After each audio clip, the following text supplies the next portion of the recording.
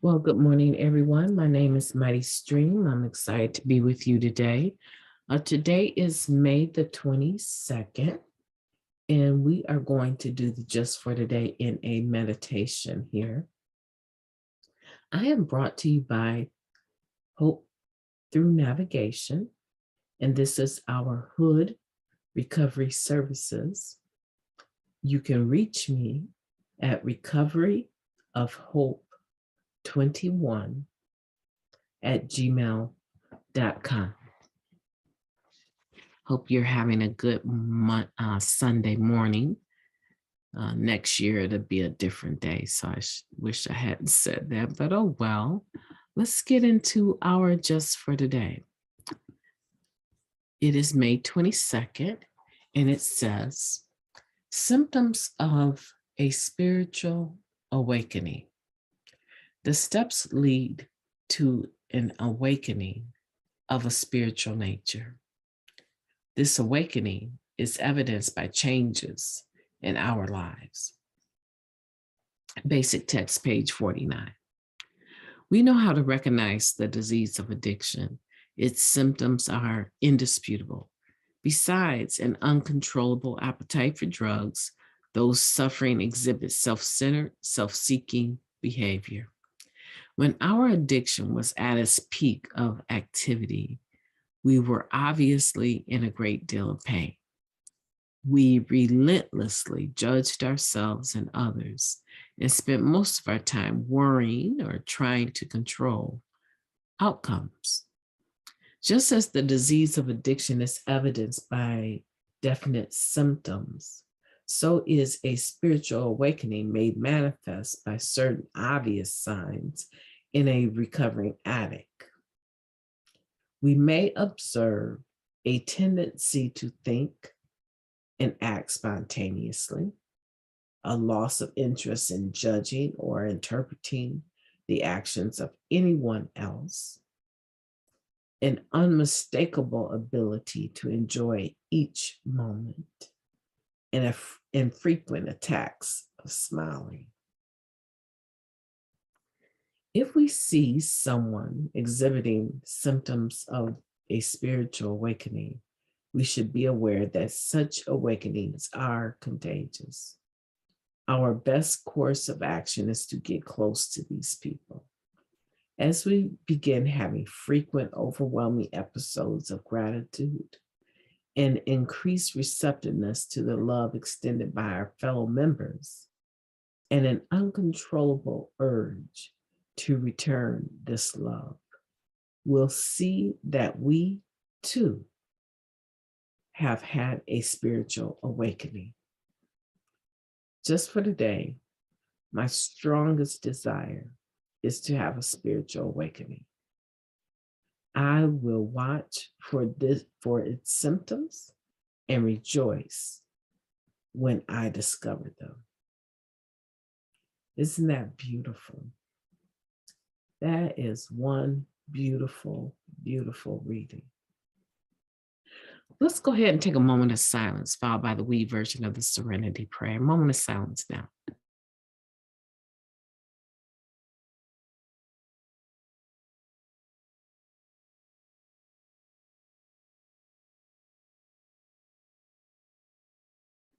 God, grant us the serenity to accept the things we cannot change, the courage to change the things that we can, and the wisdom to know the difference. Please and thank you. The reason why I think this reading is very appropriate and very beautiful is because of the analogy. The analogy is that this spiritual awakening that has symptoms is contagious, right? This is a very clever writing and very beautiful and very accurate. Have you had times, I know that I have, I'm a little tongue-tied today, but I'm just waking up and I think about the times when I've been in just awful moods. It's been a long time since I've been under the influence of any mind and mood altering drug, right? Or substance. But I can still have moments where my disease of addiction is active mentally and it's active spiritually, right? And in those moments when I'm not surrendered 100%, I have times when my anger, my mood, my irritability, my agitation, my dissatisfaction, my judgmental behavior, they are amped up.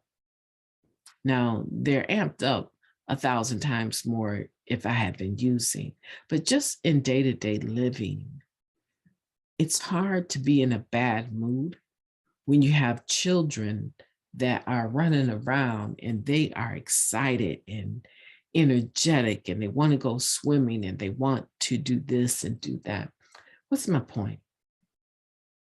My point is it's hard to be in a bad mood around people that are happy. It makes you feel kind of awkward, right? And it makes you feel like, why are they so happy and I'm so angry? Like I'm seething with anger and they're just so positive and they acknowledge my mood and they give me hugs. And why am I so resistant to being happy? Right?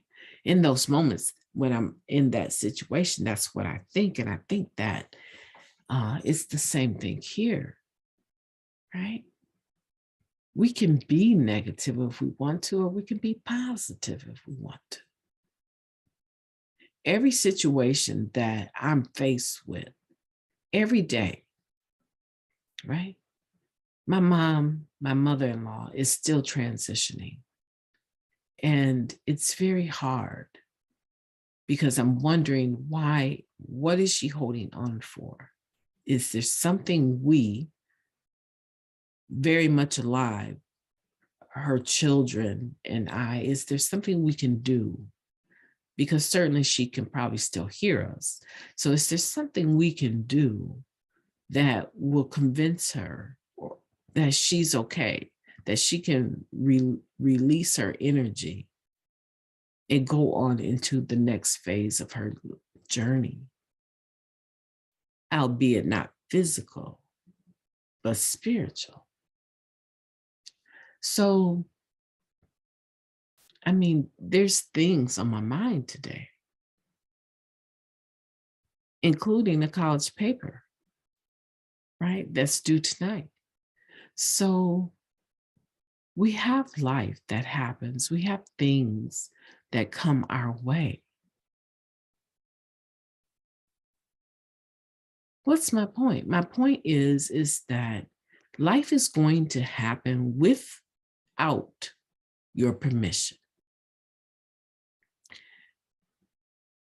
You know, it's not even true to say it will happen with or without my permission. It's going to take place, whether I'm on board with it or not. That's a guarantee. I can't control any of those things that haven't yet taken place, but will be sure to happen at some point in time today. They're on the schedule. Being human is a part of everyday living. It's on the schedule.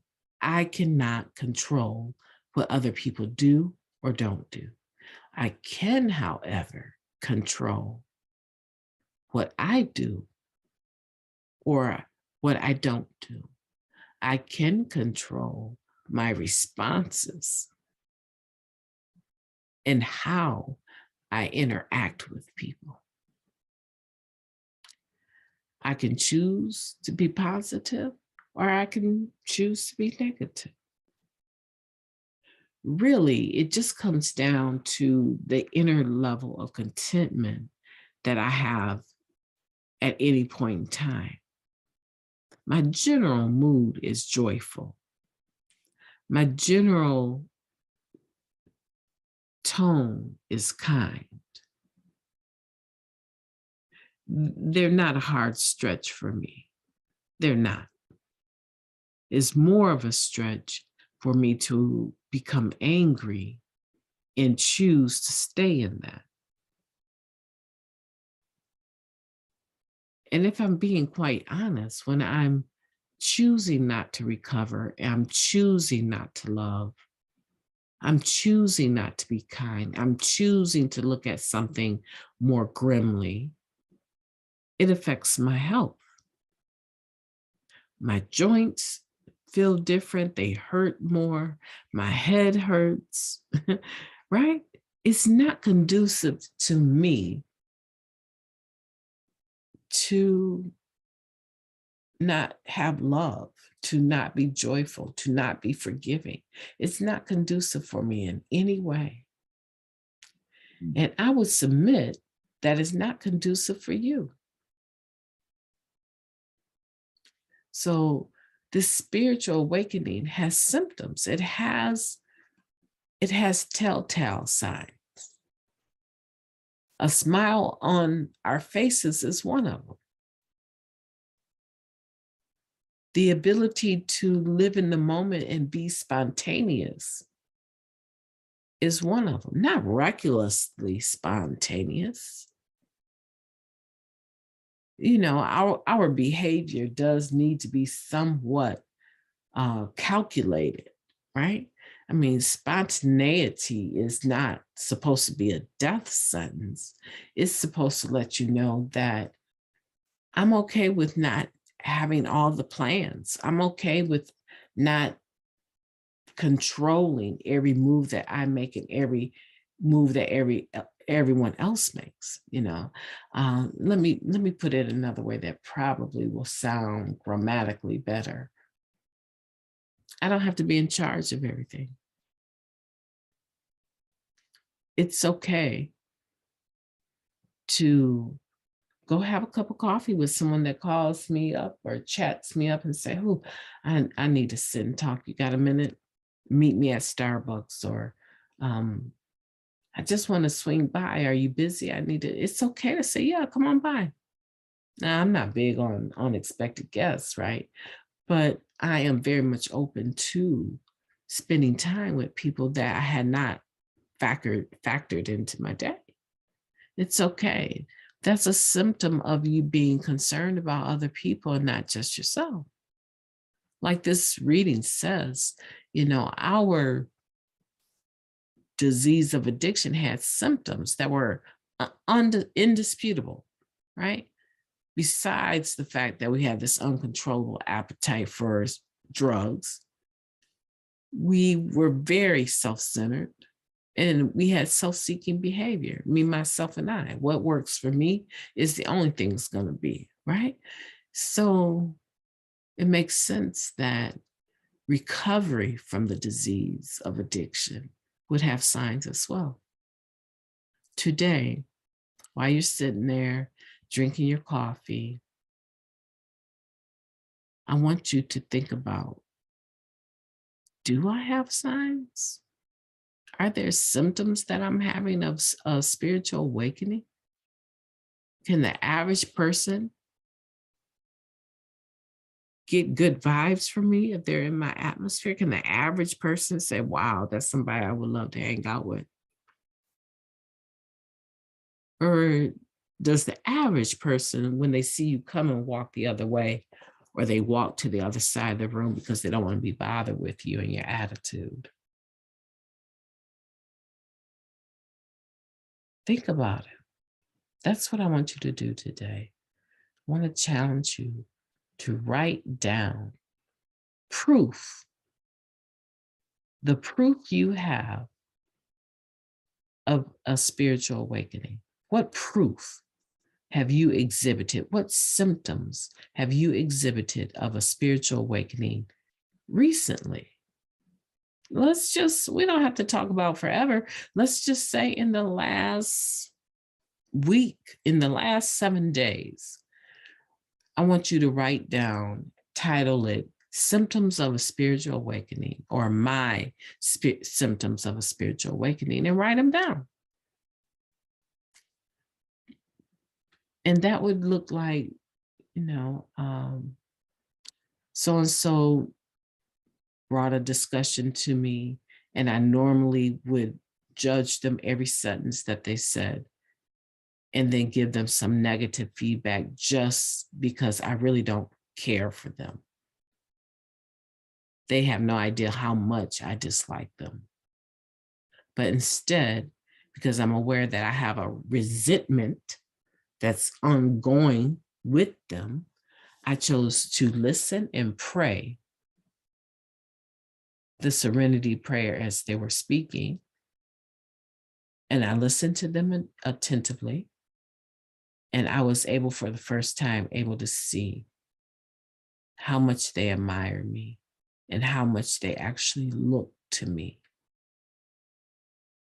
for positive feedback and for love. And I gave them what they were searching for in that moment.